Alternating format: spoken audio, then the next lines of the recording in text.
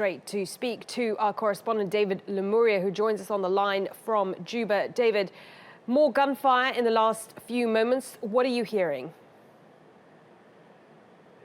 Well, there's been heavy gunfire and artillery explosion this morning. It ran out for about 2 hours, and for now it has subsided for like the past 30 minutes. However, this fighting, the fighting stopped last night about in the evening when it started raining. At night it picked up again this morning. The fighting has seen the use of tanks, artillery, and military Mi-24 helicopters and small firearms being fired. And we know for sure that fighting has been concentrated outside the United Nations compound in the two hubs in the area of Tonting.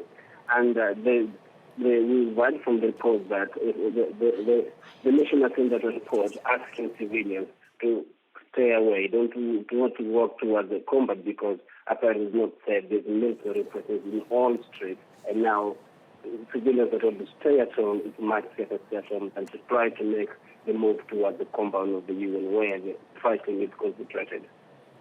David, what has been the reaction from people to this latest surge in fighting? Because I know many were hoping that this peace deal would bring about a whole new chapter for this young country. Well, exactly. The first instinct has been to run for safety. And this has happened all the time. People in South Sudan, whenever the fighting picks up, they run to the humanitarian organization, to the hubs of humanitarian organization where they can have protection. And they've done that clearly. However, this comes after a long 2.5 years of war where the country's economy was put down, the economy is in turmoil, and this has continued. And people in South Sudan were hopeful because this is the moment where they can revisit the history again and try to work again and to be able to make a living for themselves.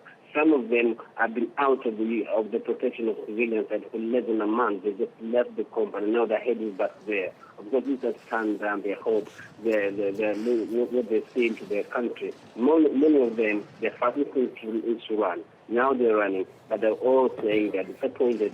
They hope that this will bring a new chapter, but that has not been delivered by their leaders. Okay, David, good to speak to you. David Lomuria there, live in Juba on this latest round of fighting that we're hearing about in Juba.